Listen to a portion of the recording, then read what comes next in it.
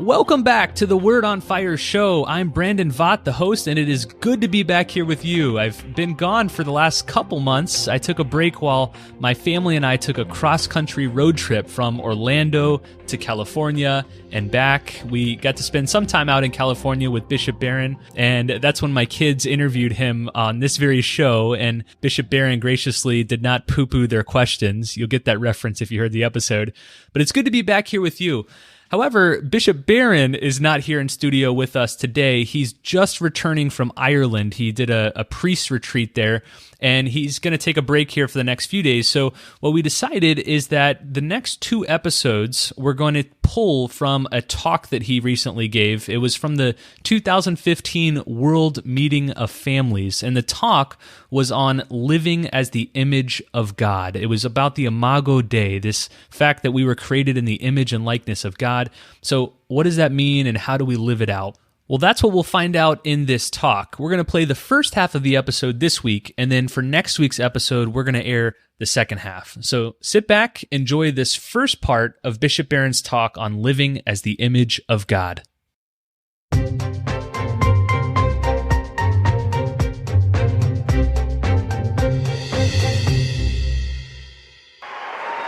God bless you all. Thank you for that. I'm always wary of the standing ovation before I speak. That's always a worry for me. Hey, listen, what a thrill to be here and just to see this crowd. I love talking to a little intimate crowd from time to time. It's a sign of the vitality of the Catholic Church, and so it just lifts up everybody who's here. God bless you for that. I want to pay tribute right away. I don't know if I see him, but there he is, Archbishop Chaput. I think one of the really great churchmen in the world today. So thank you, Archbishop, for all you've done.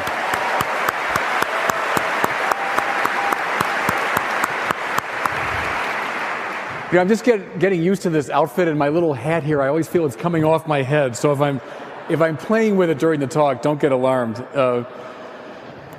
Listen, I'm delighted to be here with you and to be the first keynote speaker at this very important conference. And the topic that was given to me is one that I'm delighted to speak on, which is the image of God, the Imago Dei, which is the source of our joy. Here's the one idea now I want you to get from my talk. So right off the bat, let me just tell you what it is. That the Imago Dei is not some little special privilege that we hang on to for our own spiritual benefit. Rather, as in the great parable of the talents, the image of God is for the world. We must think of ourselves as representatives of God, bringing His power, His wisdom, His heart, His mind to the world. Image of God is a mission and a responsibility. So that's the main point of my talk. Just keep that in mind. There is no religion, there is no philosophy, there is no social theory in the history of mankind that holds up human beings more than Christianity does. There is no greater humanism than Christianity. Whether it's ancient philosophies of human perfectibility, whether it's Renaissance humanism, whether it's modern philosophies, whether it's a contemporary philosophy of self-actuation, there is no philosophy, religion, or social theory that holds up the human being higher than Christianity does. It's true. The claim of the Bible is that we have been made in the image and likeness of God, that we have been imbued with a divine mission, that we are destined for life on high with God. No one says more about the human being than Christianity. There's a wonderful adage from the church fathers. They all repeat it. Deus fit homo, ut homo fieret Deus. It means God became man, that man might become God. Now don't misconstrue it as turning into God. What they meant was God became one of us, that we might be sharers in the very divine nature. That's what Christianity is about. That's Imago Dei. You know, the new atheists made their great splash a few years ago, and all they were doing was in a crude form reviving the old atheism. And see, atheism, old and new, is predicated upon the opposite assumption, namely that somehow God is competitive to human flourishing. That God and human beings are at odds with each other. The more glory we give to God, the less glory we get. Read Feuerbach, Marx, Freud, Sartre, the rest of them, and then read Christopher Hitchens and Richard Dawkins. The same old tired argument that God is a competitor to human flourishing. Well, listen, everybody, that is inimical to the Bible. The great biblical image is the burning bush. Remember the bush that Moses sees that's on fire but not consumed. When the true God comes close to his creation, he sets it on fire and he makes it radiant and beautiful, and he does not consume it. That's the sign. Look at the saints now. That's the sign that God has come close, that we become luminous and radiant and beautiful. We are not consumed, but we are enhanced. That's why St. Irenaeus, in one of the best summary statements of Christianity, can say, Gloria Dei, homo vivens. The glory of God is a human being fully alive. That's Christianity. That's Imago Dei. And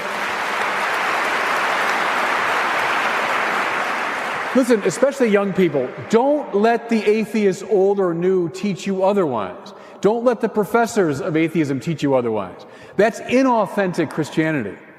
They're battling against a straw man. The real thing is a deep, deep humanism.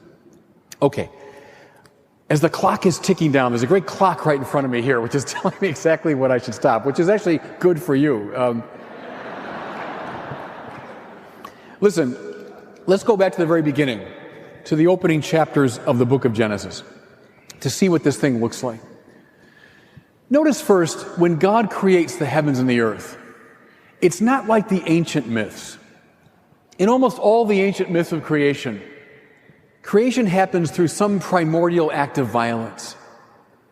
One god wrestles another into submission. One set of gods defeats another. There's none of that in Christianity.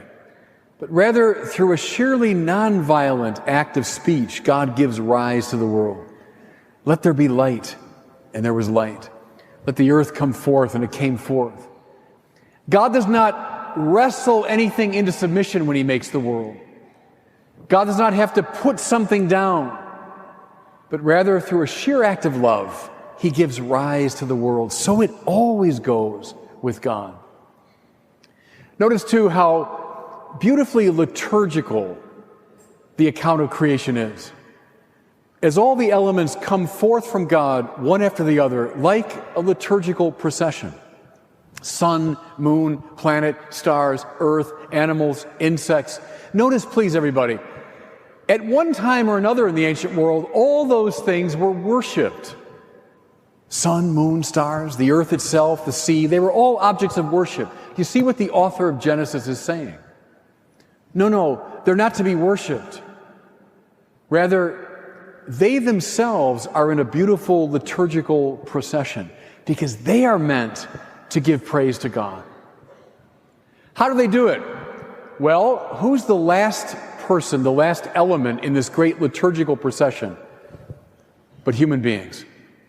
Just as the priest, now I could say, or bishop, comes last, the most important figure comes at the end, so in Genesis, humanity comes at the end of this great liturgical procession. Why? Because our deepest task is to lead all of creation in a great chorus of praise. Through our human voices, the whole cosmos finds its voice giving praise to God. See, and that's why the church fathers saw Adam before the fall as the first priest. It's a beautiful idea. The first priest, his job was to praise. Pope Benedict taught us that the word adoration comes from the Latin ad oratio, right? Ad ora means mouth to mouth. The one who adores is aligned to God, mouth to mouth. We hear in the Song of Songs, let him kiss me with the kiss of his mouth. See, that's the stance of adoratio, mouth to mouth. Adam, the first priest, is the one through whom the whole universe gives praise to God. Secondly, we hear in the second account of creation that as God stands next to Adam, all the animals come forward and Adam names them. What he's literally doing is cataloging them. Katalogon in Greek means according to the word. With God next to him, he names the animals according to their intelligibility. The church fathers saw this as Adam's role, humanity's role, as scientist, as philosopher, as truth teller. Not making up the truth that we want, but cataloging the world, naming it according to the intelligibility God has placed in it. Adam is priest. He's also prophet, truth teller. Finally, he's king. What's Adam's job in the garden? To tend it, to maintain it in its integrity and beauty. But then, and the rabbis are very good at this, he was meant then to go on mission and to Edenize the world, to turn the whole world into a place where God is being rightly praised. That's the kingly task of Adam, to go on the march. We speak of an ecclesia militans, don't we? A church militant, a church on the march, Edenizing the world, bringing God's good order to the universe. Now, let me suggest to you, this is a more textured version of what the Bible means by image of God. We're made in the image of God. It means we've got a mission. To praise God aright, to speak the truth of things according to God's logos, and then to bring God's good order to the whole world. That's the imago Dei.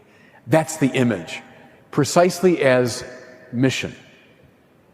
Now, what goes wrong with us according to the Bible? That imago gets compromised. Instead of worshiping God, we worship all kinds of other things. Wealth and pleasure, power, honor, our own egos.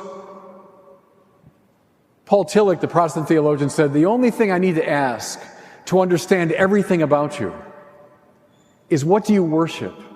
That's a really interesting insight. What do you give highest value to? That'll tell me everything else I need to know about you. Do you see how a compromise of the imago Dei is, I start to worship things other than God? Oh, friends, read the Old Testament now with that rubric in mind.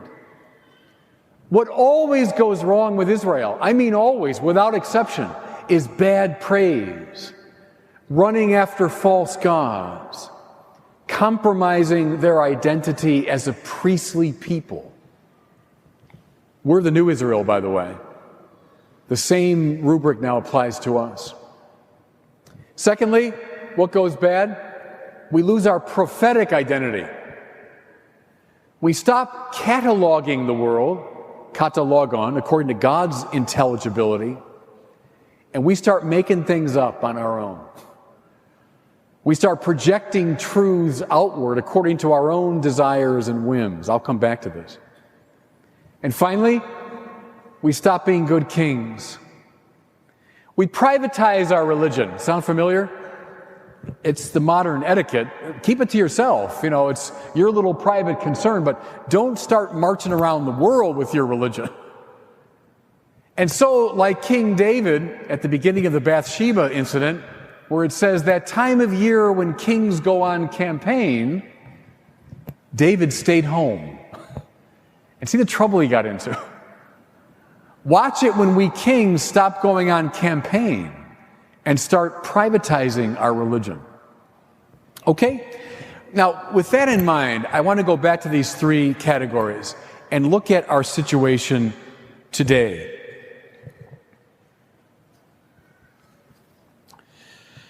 First of all, priesthood. You know, a really good term here to keep in mind is the term orthodoxy.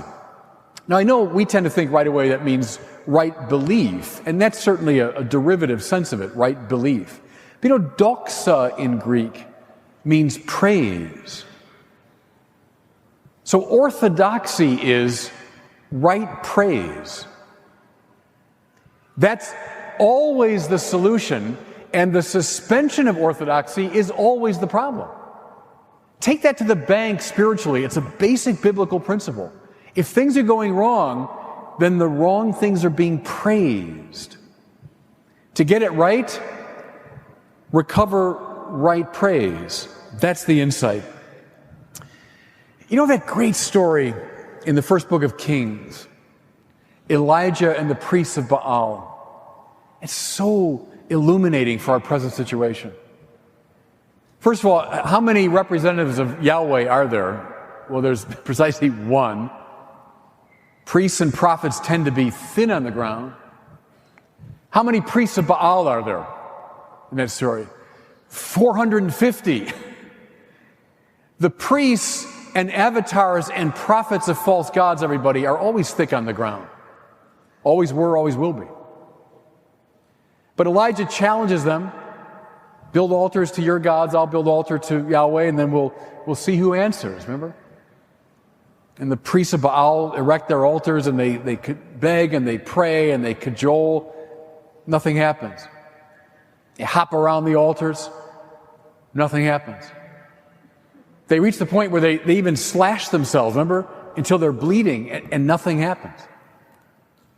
Remember how deliciously Elijah mocks them in the story? Well, they're gods after all. Maybe they're on vacation, he says. Maybe they're napping. There's even a suggestion, my friends who know Hebrew better than I do say, maybe they're in the bathroom. I don't know where these gods of yours are, but they're not answering.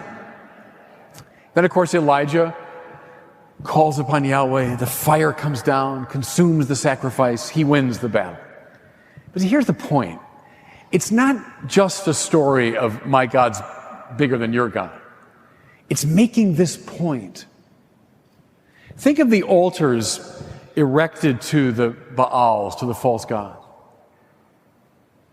Are all the forms of false worship that we engage in. I base my life on seeking wealth. In fact, I hop around that altar my whole life long, begging, cajoling, yes, even wounding myself in the process. Should sound familiar, fellow sinners, right? I'm trying to satisfy the deepest longing of my heart with wealth. It can't work. It won't work. It's not destined to work. And so I spend my whole life in false worship. Or pleasure. Pleasure will satisfy the deepest longing of my heart. It can't. It can't. So I hop around the altar. I beg, I cajole, I wound myself in the process. Anyone addicted to sex or to pornography or alcohol or drugs knows about this. Power, maybe power is my God. I spend my whole life hopping around the altar of power. It's not meant to satisfy the longing of the heart. It can't. And so I wound myself in the process. Elijah erects the altar to the true God. It's only God who can satisfy the deepest longing of the heart. Lord, you made us for yourself. Therefore, our heart is restless till it rests in thee. St. Augustine's magnificent summary of the Christian life. We need to teach our culture how to worship aright, everybody. If we keep our worship to ourselves, we are not fulfilling our mission. We live in a society increasingly secularist, and we all know, and we see the stats for it all the time. You can see it in the wounded hearts of so many young people who are told over and over again in every song, every movie, every star tells them that you can find happiness in wealth and power and pleasure and honor. It's doing damage to them, isn't it? We know it. It's doing damage to them. False worship is not a parlor game. False worship is what rends the heart. What's our job as bearers of the Imago Dei? to teach the world again how to praise, how to praise, how to praise. Do you know the great glory of prayer? Glory to God in the highest, and on earth peace to people of good will. Do you see, everybody, how that's a kind of formula? Give glory to God in the highest. Worship Him alone. What's going to happen then? Peace will tend to break out among us. Concomitantly, worship something other than the true God. What will happen? War will break out among us. Harmony will turn into cacophony. What do you worship? What do you worship? Worship of the true God leads to peace and to harmony, both in here and around. False worship leads to deep pain. We, the bearers of the Imago Dei, must teach the world how to worship aright. Do you know that wonderful scene? I saw that over in the exhibit center. They had the little cutouts of Francis and Benedict and John Paul. I was put in mind of John Paul's magnificent witness in the June of 1979. Remember, with the 1 million people there in Victory Square and the whole communist government behind him. And John Paul begins to speak of human dignity, of worship, of God, of salvation. And the people begin to chant spontaneously, "We want God. We want God." And John Paul went on, but they drowned him out. "We want God. We want God." And people on the scene say it went on for 15 minutes. "We want God. We want God." And the communist government behind John Paul was sitting shamefaced. All I could think of was Elijah and the priests of Baal. I mean, here is a government that was systematically involved in the suppression of right praise. And it broke the heart of a whole nation. And that moment, John Paul, like a great priest, called forth praise.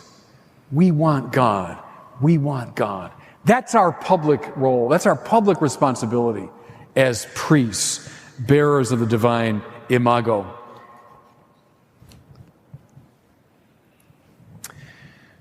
Adam, before the fall, was also a prophet.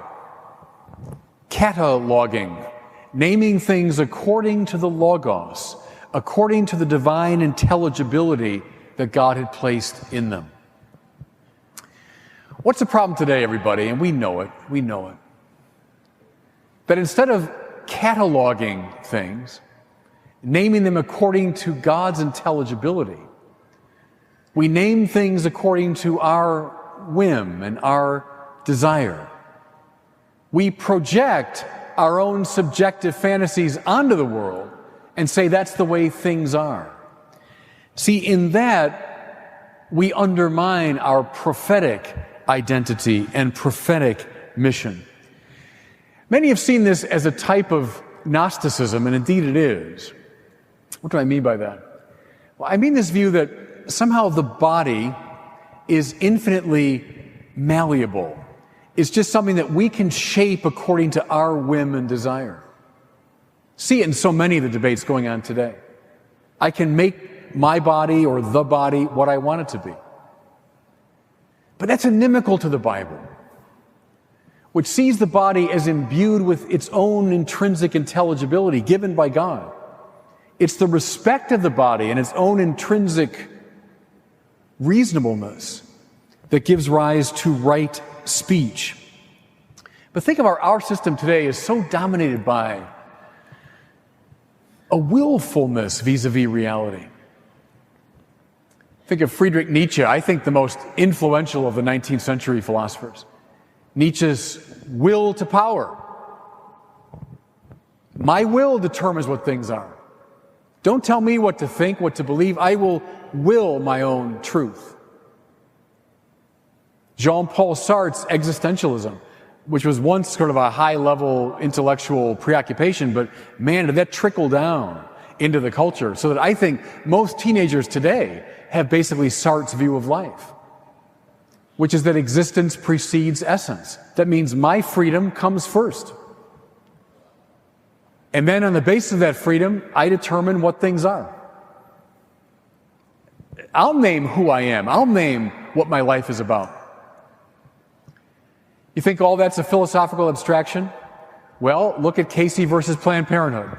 Remember the U.S. Supreme Court in 1992? Where our Supreme Court said it belongs to the very nature of liberty to determine the meaning of my life, of existence, and of the universe. I'm not making it up. That's the language of the Supreme Court. It belongs to my freedom to determine the meaning of the universe. Oh, that's all, huh? I can just the universe. See, but that's inimical to the Bible. That's the opposite of cataloging. That's an imposition of my own subjective whim on reality. Well, thanks for listening to the first part of Bishop Barron's talk on living as the image of God. We'll be back next week with the second half of this great talk. Until then, thanks for tuning in, and we'll see you next week on the Word on Fire show.